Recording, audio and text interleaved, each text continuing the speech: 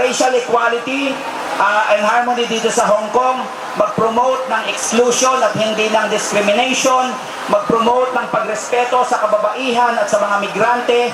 Gusto nating makita yan na ginagawa ng gobyerno ng Hong Kong. Hong Kong is not a racist city, not at all. What Regina Ip has said or written is not representative of this society. Hong Kong people are basically socially, racially inclusive. No racism! No racism in Hong Kong! I think our Filipino women here, our Filipino compatriots will very much appreciate to hear a short message from you. Yes, ma'am. I'm so sorry, I'm not quite awake yet actually. But we stand here, I actually wrote here, be salubrious, not salacious, because the whole pretense for Ms. Regina Ip for bringing up this concern of hers is the recent suicide of a 15-year-old, and we think that if she really wanted to search for the cause of that suicide, that she should look at how stressful being undocumented is, and maybe help out her sister instead of prosecuting the parents and separating. And she says that, that Filipinas are tearing families apart. Well, she's tearing this family apart. We can see that. And so, and stop trying to turn this into just like a story about sex, you know? It's not about that at all. She's trying to turn this into something that it's not. So that's why we've come here today to stand in solidarity with all of you.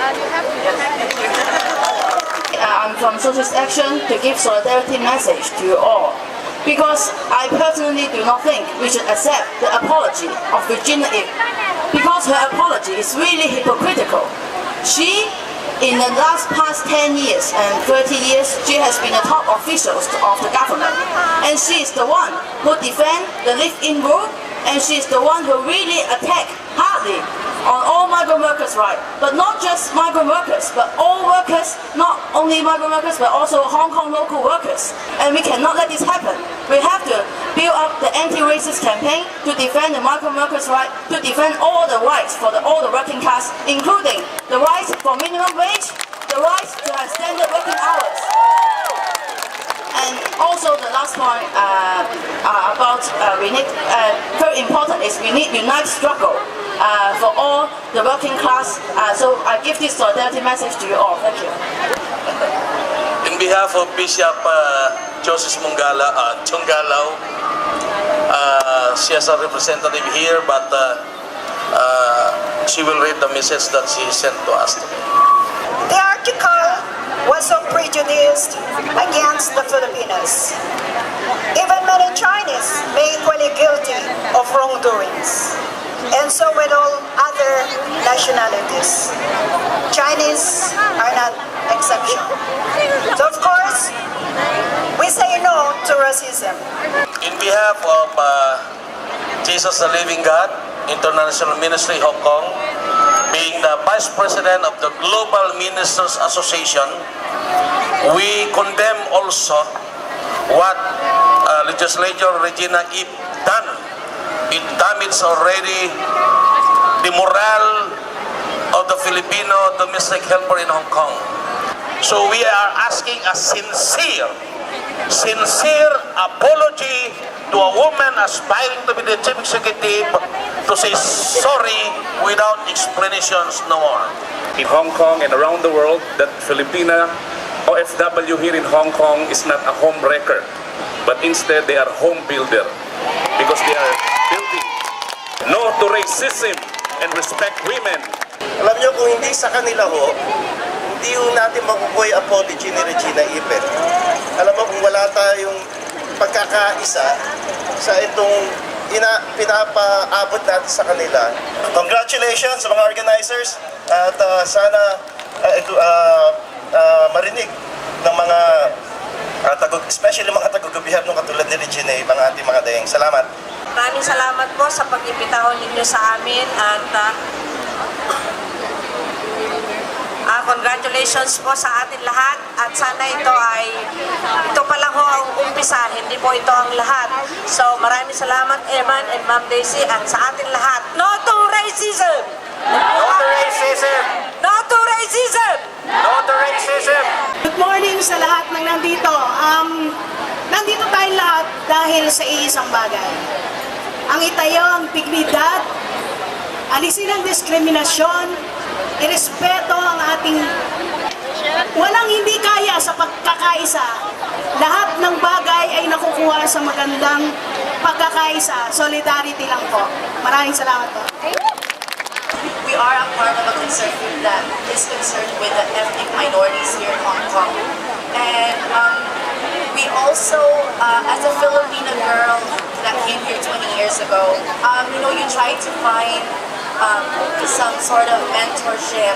And, you hear a lot of things, oh, Filipino people do this, Filipino do that, Filipinos do that. But I tell myself, I stand up and I tell myself, I'm a Filipino woman and there's more than meets the eye. And we are all women here in Hong Kong and you're all working.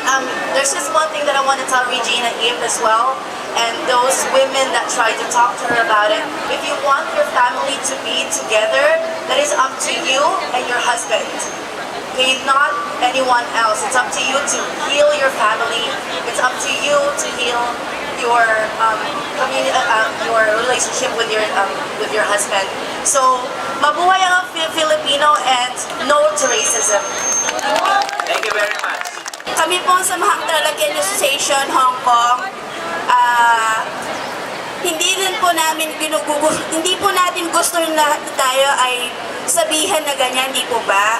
So namabasa ko ang ni Mrs. Ip, wow, ang dami, bakit binigyan pa niya, sabi niya, sa Discovery Bay. Lahat naman siguro tayo nabasa natin yun, di ba? So hindi po tayo pumunta dito para isi-just daw ang mga asawa ng mga amo natin. Diwat Kabayan Benlab Society po.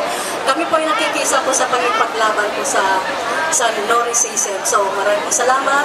So ipaglaban po natin sa amin. We agree all that there is no racism in Hong Kong. Agree? Yes! Maraming salamat po. Malapit na tayo mag-march. I will not take the blow. Maraming salamat and good morning. Our Indonesian friend be behind of the Indonesian Migrant World Network. I'm so sorry because we cannot spend many people here because we also have gathering.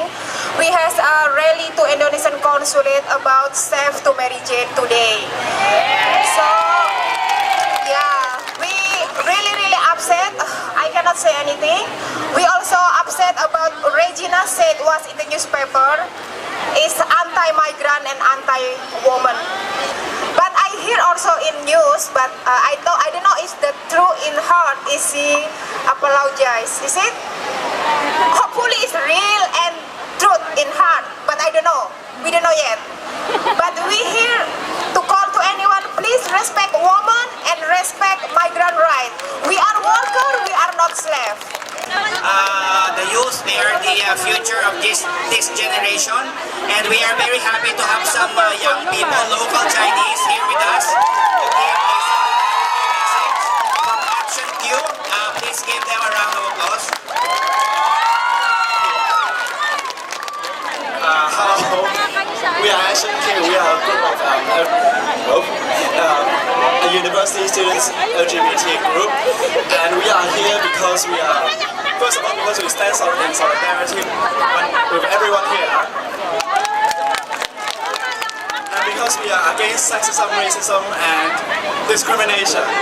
And we want to show respect to our domestic workers for so long away from hometown to Hong Kong and work for our younger generations. So we want to show our highly respect to you all. Stop racism! Stop discrimination! Stop discrimination!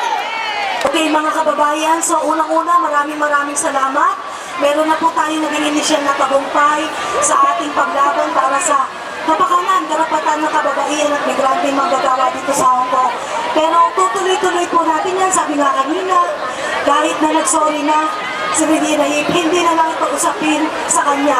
Ito ay usapin na natin at panawagan sa gobyerno ng Hong Kong para gumawa ng mga konkretong hakbang para hindi na po maganap ang mga pag-atake sa karapatan, babaihan ng mga migranteng manggagawa at ng sambayan ng Pilipino sa kabuuan. So sunod po tayo, sama-sama tayo hanggang makamit po natin ang isang lipunan na walang diskriminasyon.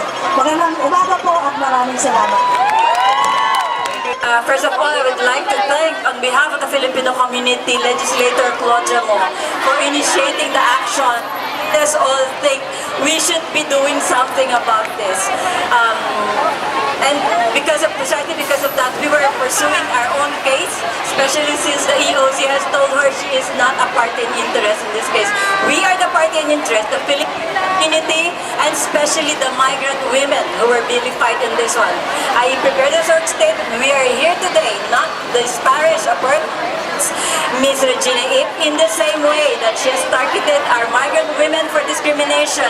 We are here because we want to correct a wrong that was done to the most vulnerable sector in our society and to declare that we will not tolerate any kind of racism and sexism. We are here because we are Filipinos who take pride in our country and its people, especially our migrant workers who bravely left their families behind to ensure they have a better life. Instead of being vilified, our migrant women should be praised and put on a pedestal. Without them, Hong Kong would not be the economic success that it is now. Without them, many young people would not have acquired the kind of values needed to ensure a more tolerant and inclusive Hong Kong society. Regina Ip was wrong in saying our workers are home wreckers because it was precisely because they wanted to keep their families together that they were forced to come here to Hong Kong to work. Neither are they mercenary would-be mistresses because this presupposes a person who does not value hard and honest work, which we all agree our migrant women are not. There could be no greater crime that could be committed against us Filipinos abroad than to attack one of our most precious resources, our migrant workers. It is for this reason that we are gathered here. We should speak up for our migrant women, not just because many of them are unable to do this themselves, but because we are proud of them and know that if they are put to shame, there is no other recourse for us but to fight back and speak up. Again, Regina Ip was wrong because she might have thought there could be no backlash to her slander, as many of her targets are too shy and too scared to show outrage. Well, this huge gathering shows how terribly, terribly wrong she was. Little did she know that when she shamed our workers, she dragged us all into the fray. Being a Filipino demands no less. So together we shout, no more racism! No more discrimination! No more targeting Filipinos! Thank you. What Regina Ip said make us very, very angry. To speak violate our basic principle of equality. We should respect each other, no matter where we come from. So together we shout, no more racism! No more discrimination!